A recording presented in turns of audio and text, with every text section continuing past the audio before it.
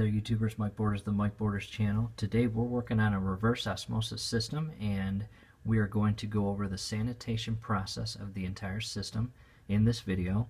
If you're joining us from the previous video on how to remove the filters, as well as the one before that when we repressurized the tank, we're glad to have you here. So what we're going to do, we're going to get started. Sanitation process, I pulled up the manual. You can get it free online and then just print it off, and we're going to go over the steps. A couple notes prior to starting the process: be sure to wash your hands before touching any inner parts of the system.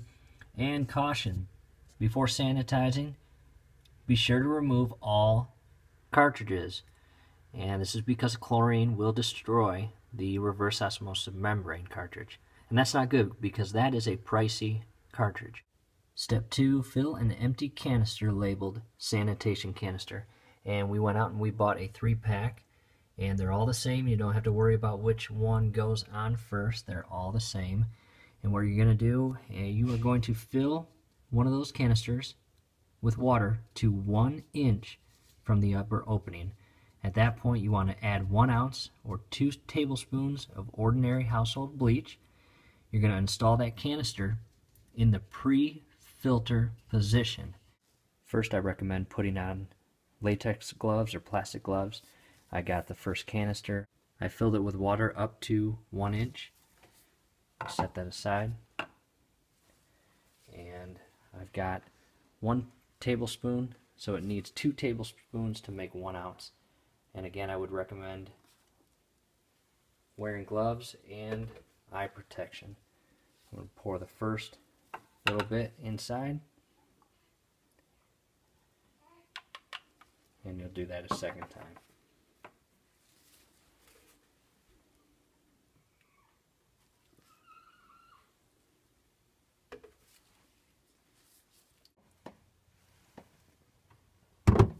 Pre-filter position, and that's tight. Next, install the 2 additional sanitation canisters into the membrane as well as the post filter the same way you did the pre-filter.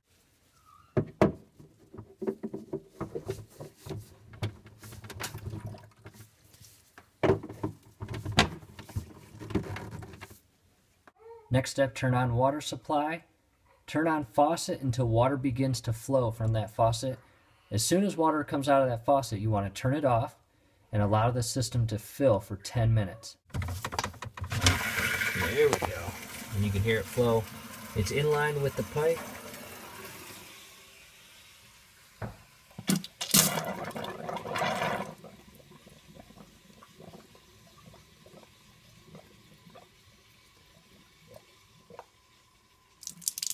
There it is, turn it off. During that 10 minutes, as you can see, I got a timer going. Start looking at step 5. After that 10 minutes is up, turn faucet on and allow water to flow for 20 minutes or until bleach odor is gone. Turn off water supply again, then turn on faucet to drain the system. There's my 10 minutes. I'm going to stop that, and again turn faucet on.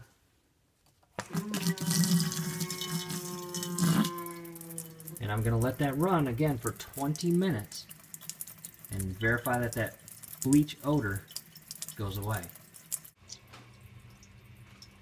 There's 20 minutes. I'm going to go ahead and stop that, and I'm going to turn the faucet off, and there was no bleach odor. Come down below, turn off that water supply again. You'll hear the water stop. Come back up and turn the faucet back on. Keep the faucet on until the drips stop. Once the system is drained, turn the faucet off, remove the canisters by turning to the left. And the cool thing about this design is you get to keep those sanitation canisters for the next time. They're not one-time use, so that's pretty cool. The faucet came to a stop on the drips. I'm going to twist these to the left very carefully, and I'm going to remove them one at a time.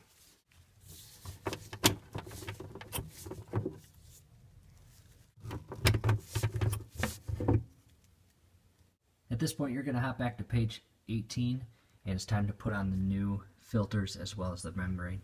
The filters are going to come separate. There's the part number for the filters. and there's the part number for the membrane. The filters, as far as reinstalling them, they're the same, so it doesn't matter which one goes in the pre-filter, it doesn't matter which one goes in the post-filter. However, extremely important, the membrane goes in the middle. One thing I want to point out, on the pre-filter and post-filter box, you'll notice that the outer canister are colored, and then on the membrane you'll notice that the middle one is colored.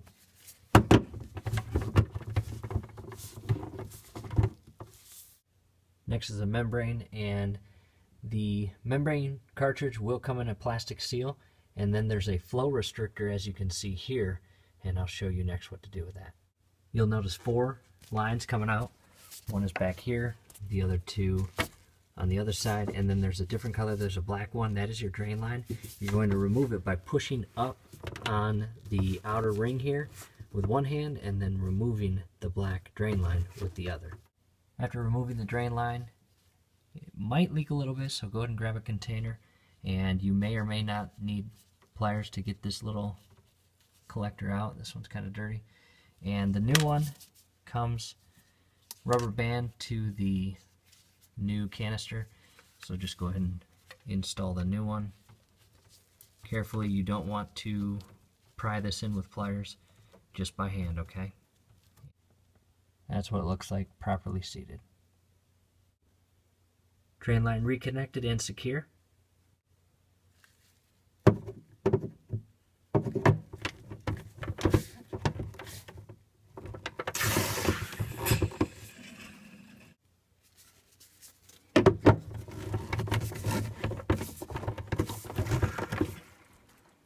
Continuing on with step 7, turn on water supply after you get the canisters in.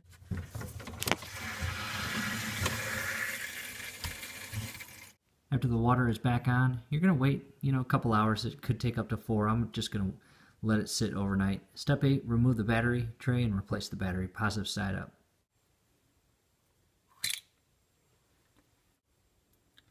So go ahead and replace this battery. The blue light is going to come on when the membrane needs to be replaced. The filters need to be replaced every 6 months. The membrane once a year. I'll be using an Energizer 2016. Once you install the battery, you'll know you did it correctly when it blinks and then turns off, just like that.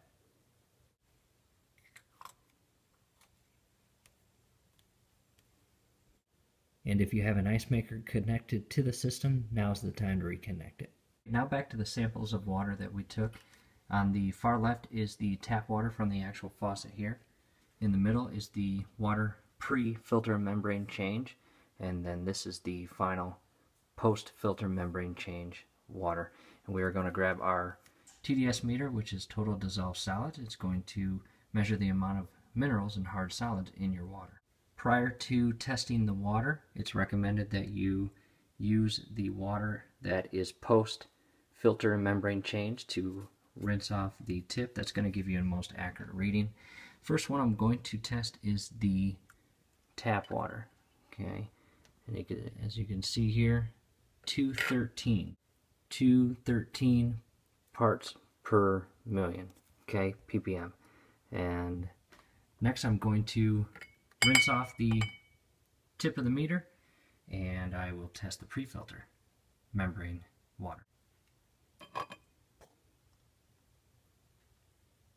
65. So I'm going to grab my green pen, and 65 parts per million. Next I'm going to test the water post-filter and membrane change. And again, I rinsed off the tip to get an accurate reading. And as you can see, 2. So I'm going to grab my blue pen. 2 parts per million. As you can see, there is a substantial difference between the tap water, the pre-filter membrane change water, and the post-filter membrane change and Sanitize system water. A massive change. So it does work. This reverse osmosis system really does work. And I color-coded them in a fashion that kind of red is stay away from drinking that. The green is not really bad, but the blue is pure and clean water. I want to show you on the back of that meter is how pure is your water. As you can see, the bottom right corner, 500 plus, is red. Don't drink that water. And then ideal drinking water in the top left, 0 to 50. And as the numbers count up, you can see how the chart actually measures the amount of sediments and minerals and particles in your water. So that's it. Overall, a pretty simple fix. You just have to have a little bit of patience. I sure hope this video helped. Like the video, subscribe to the channel. We'd love to have you subscribe. Every video that we upload, you will be notified and you'll be able to stay in tune with us and continue to watch these videos. Also on our homepage, there is a support tab if you want. Take a look at that, and we'll keep these cool videos coming. Thanks again.